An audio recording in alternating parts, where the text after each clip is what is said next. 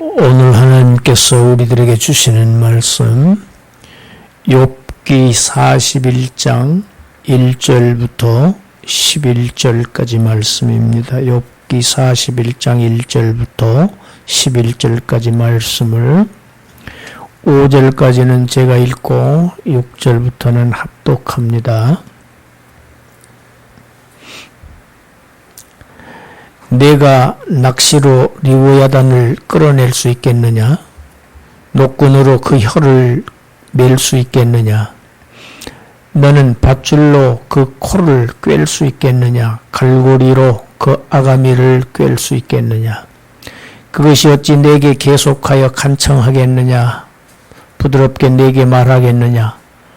어찌 그것이 너와 계약을 맺고 너는 그를 영원히 종으로 삼겠느냐? 내가 어찌 그것을 새를 가지고 놀듯 하겠으며 내 여종들을 위하여 그것을 메어 두겠느냐? 6절 어찌 장사꾼들이 그것을 놓고 거래하겠으며 상인들이 그것을 나누어 가지겠느냐? 내가 능히 많은 창으로 그 가죽을 찌르거나 작사를 그 머리에 꽂을 수 있겠느냐? 내 손을 그것에게 얹어보라. 다시는 싸울 생각을 못하리라. 참으로 잡으려는 그의 희망은 헛된 것이니라. 그것의 모습을 보기만 해도 그는 기가 꺾이리라. 아무도 그것을 격동시킬 만큼 담대하지 못하거든 누가 내게 감히 대항할 수 있느냐? 누가 먼저 내게 주고 나로 하여금 갚게 하겠느냐?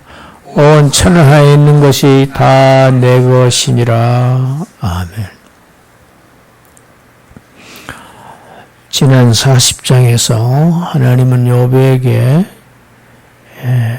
육지 짐승, 베헤못, 하마에 관해서 이렇게 말씀을 하셨습니다. 이번 41장에서는 바다 짐승인 리오야단을 지금 말씀합니다. 이 리오야단은 악어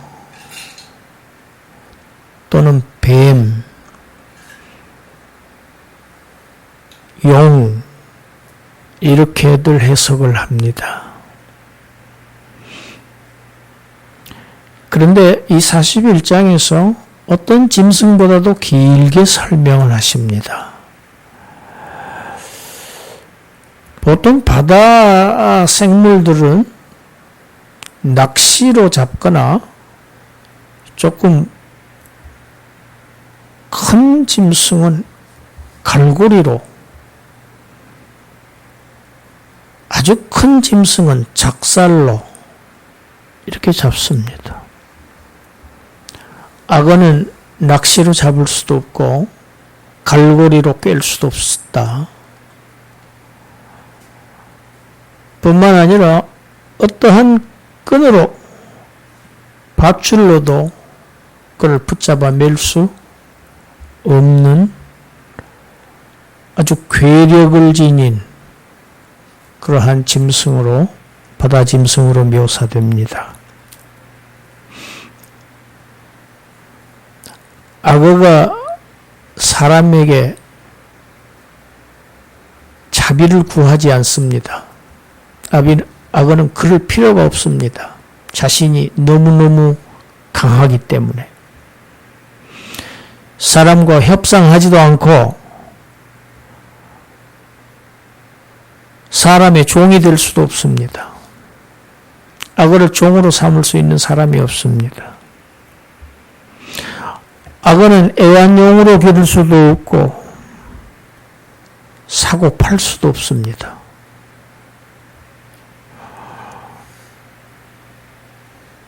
창으로도 그를 관통할 수 없고 작사를 꽂을 수도 없고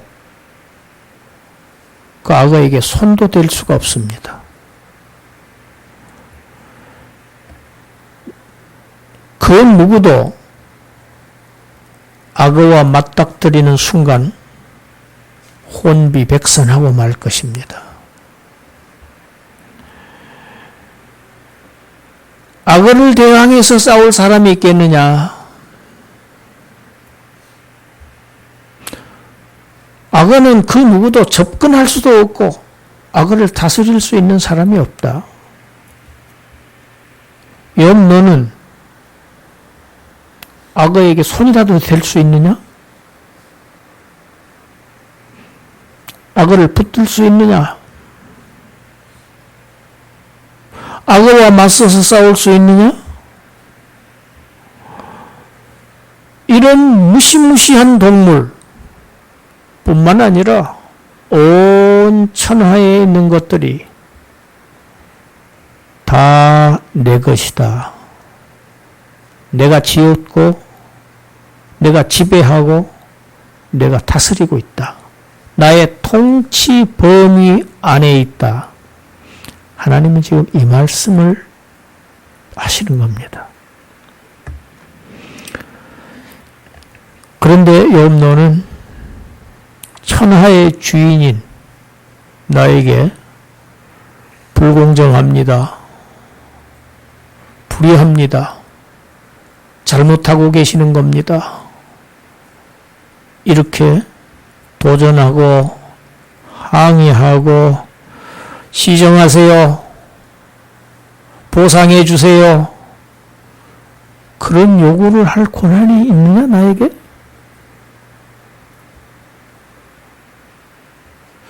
나에게 너가 지금 따지는 것이냐? 이것이 하나님의 말씀의 암시입니다. 직접적으로 그렇게 묻지는 않으시지만은 이 리오야단에 대해서 길게 설명하시는 이유가 바로 이겁니다. 오늘 본문은 이제 너무 길어서 11절로 끊었는데 12절부터 끝절까지 보면 악어의 이 신체 구조에 대한 설명입니다. 끝까지. 악어의 그 바람도 뚫지 못하고 창도 꿰뚫지 못하는 그 가죽, 튼튼한 가죽, 턱, 악어의 이빨, 악어의 그 비늘, 눈, 입, 목덜미, 가슴, 어느 것 하나 몽둥이로도 칼로도 창으로도 화살촉을 가지고도 꿰뚫지도 못하고 잡지도 못하는 그 악어의 그 무시무시한 그 외관, 신체 구조를 계속해서 끝절까지 설명하고 있습니다. 악어는 이 세상에서 그 어떤 것도 무서워하지 않는다, 두려워하지 않는다. 그렇게 지음받았다.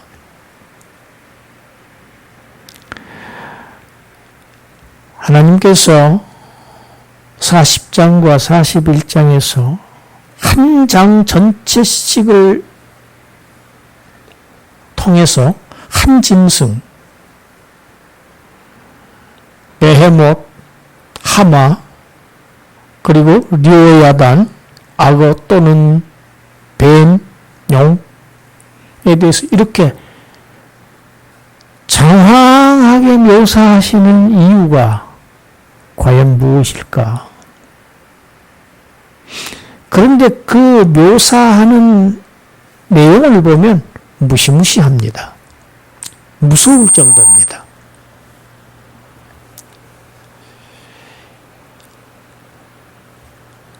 욥에게 왜 이렇게 이 두 괴물의 무섭은 모습으로 아주 정도로 가깝게 욥에게 접근시켜서 보여주시는가?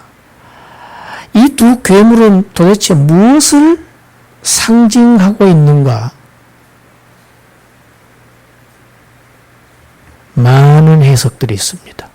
정말 수많은 해석들이 있습니다. 성경에서 리오야단이 어떻게 사용되고 있는지 우리가 딱 두 군데입니다. 이사야서 27장 1절을 우리 같이 한번 읽어보겠습니다. 그날에 여호와께서 그의 견고하고 크고 강한 칼로 날랜 뱀 리오야단 곧 꼬불꼬불한 뱀 리오야단을 벌하시며 바다에 있는 용을 죽이시리라.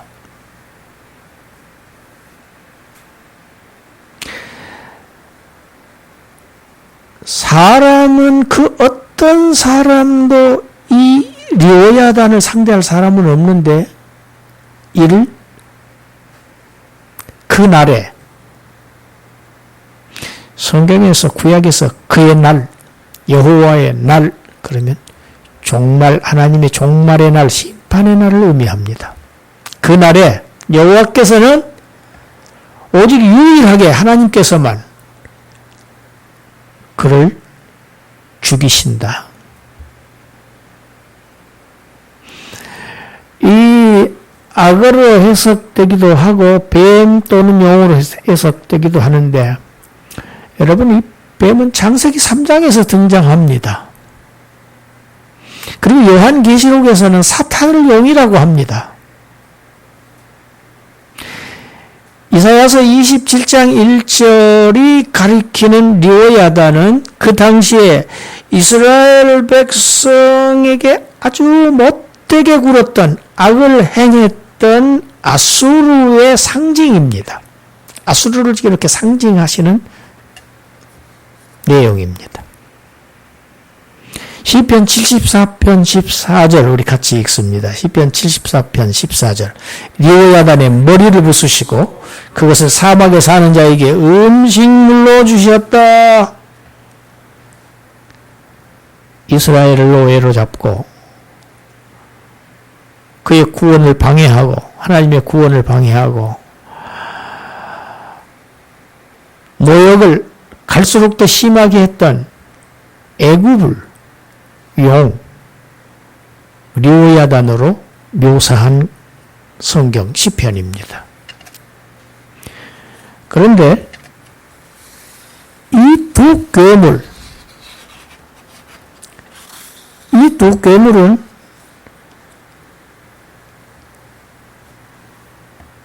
이 세상에서 특히 하나님의 백성들에게 혼돈을 가져다 주고 악을 행하는 그러한 막강한 세력을 지금 상징한다고 보는 해석이 가장 좋은 해석으로 보입니다. 사람은 아무도 이 무서운 세력에 대항할 수 없습니다. 선도될 수 없습니다. 비교할 수 없습니다. 비교 불가합니다. 저항 불가합니다. 대적 불가합니다.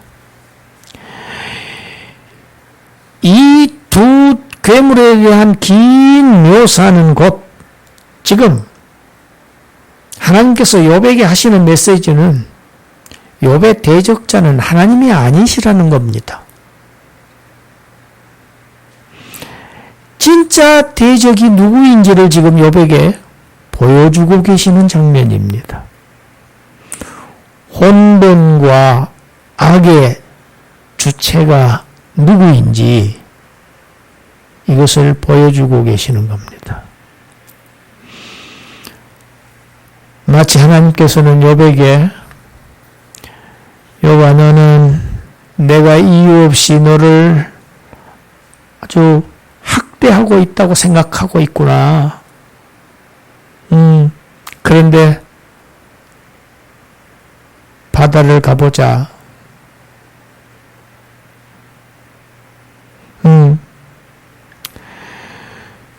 진짜 내 적이 누군지 내가 알게 될 것이다.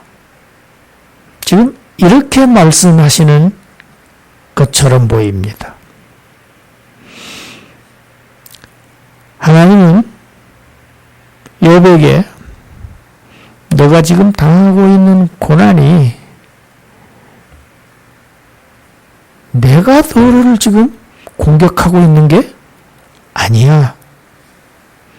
너의 고난의 원인은 내가 아니라는 걸 지금 욥에게 말씀하고 계시고, 욥의 친구들에게는 모든 고난이 다 죄의 결과는 아니라고 하는 것을 지금 말씀하고 계시는 것입니다.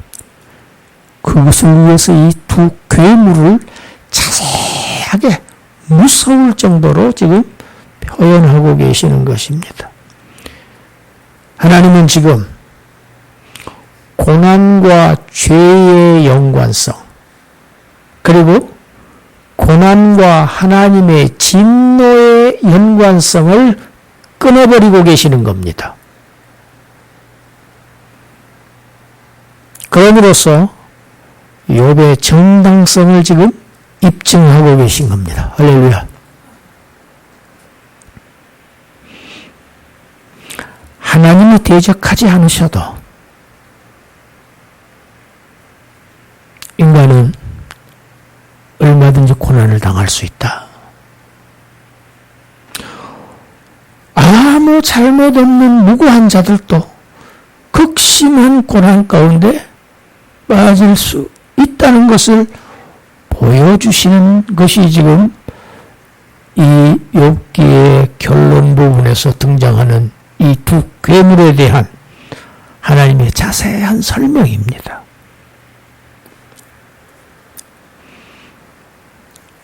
이 세상 많은 혼돈과 많은 악이 존재합니다. 악은 신학에서는 두 종류의 악으로 분류를 합니다. 하나는 인간의 의지가 전혀 의지와 관계없는 악,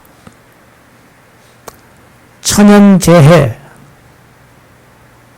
지진이나 풍수해로 사람이 죽는다든지, 질병, 사건, 사고,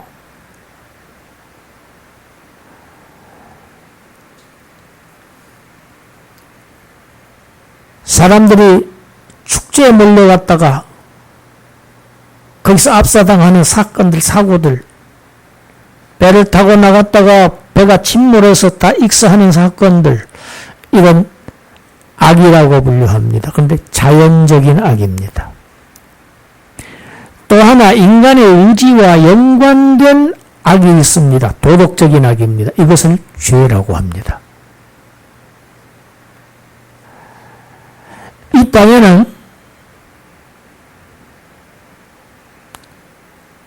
도덕적인 악도 있지만 인간의 의지와 아무런 관계가 없는 악들이 항상 날마다 시시로 때때로 일어나고 있는 것이 이 세상입니다.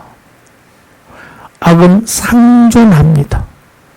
그로 말미암아 온 세계는 혼돈에 빠져 있습니다. 이 혼돈과 이 악의 주체가 누구냐 하는 것이 지금 이 욥기의 지금 핵심입니다.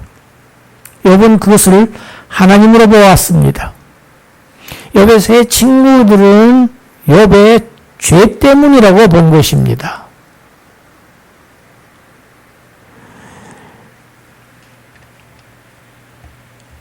크리스토퍼 애쉬라고 하는 사람은 이 욥기에 대해서 이렇게 아주 귀한 말을 했습니다. 제가 읽어보겠습니다. 악의 신비조차 하나님의 신비다.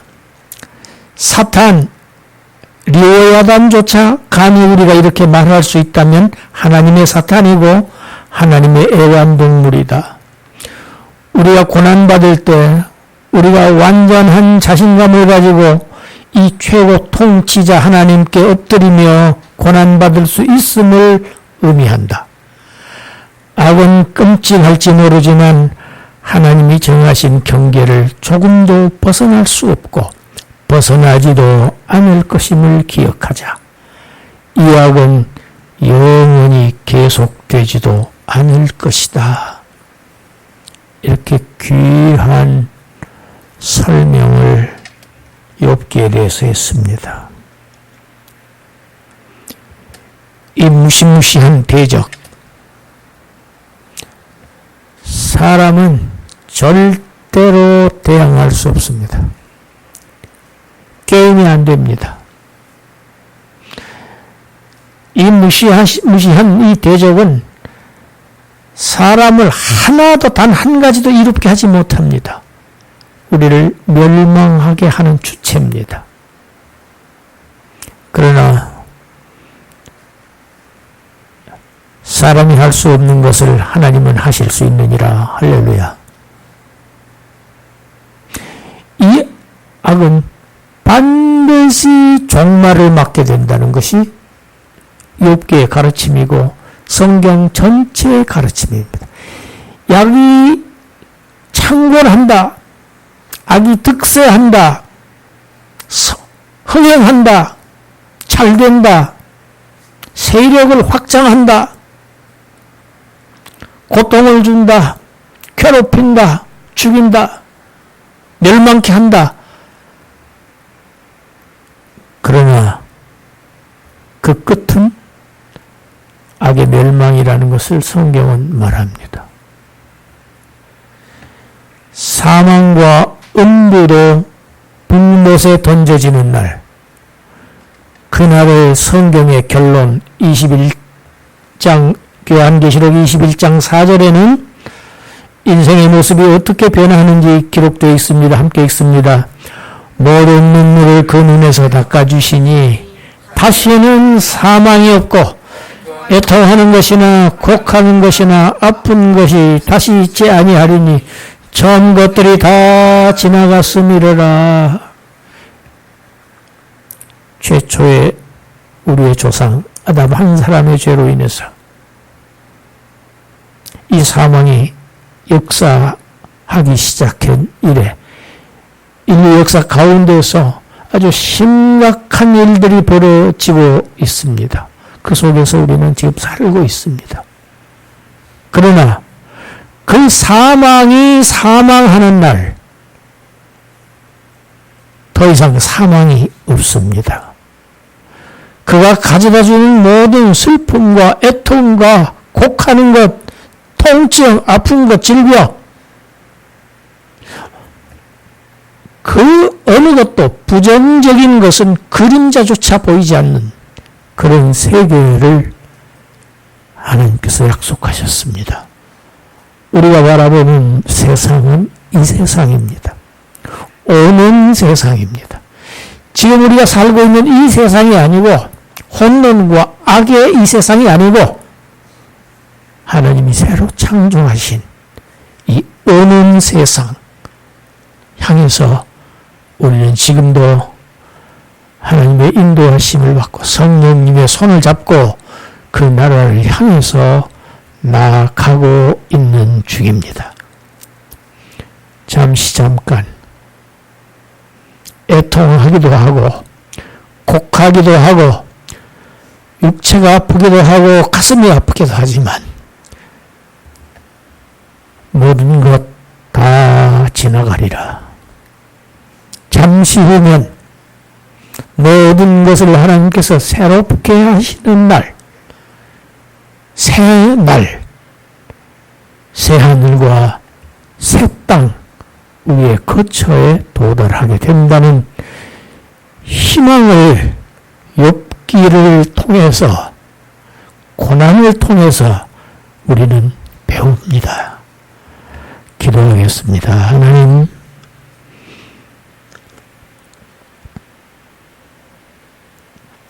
이 땅에서 하나님의 백성들이 부당하게 겪고 있는 모든 고난들, 슬픔들, 억울함들, 가슴 아픈 일들, 하나님께서 다 보고 계시고 듣고 계시고 알고 계신다는 이 사실이 저희들에게 위로가 됩니다. 잠깐 후면 이 것들 다 지나갔으리라 하는 순간이 이런 것들이 다시 있지 아니하는 그런 광명한 나라, 기쁨과 희락만이 있는 나라, 그 나라가 바로 우리의 나라이고 우리에게 약속하신 새 나라임을 저희들이 믿음으로 받고 약속하심을 받아서 그 나라를 향해서 진군하고 있는 하나님 나라의 권속들임을 잊지 않게 하시고 현실의 아픔들을 이 소망과 믿음을 가지고 극복하며 정복하며 다스리며 전진하는 용사들이 되게 하여 주시옵소서. 예수님 이름으로 기도드리옵나이다. 아멘.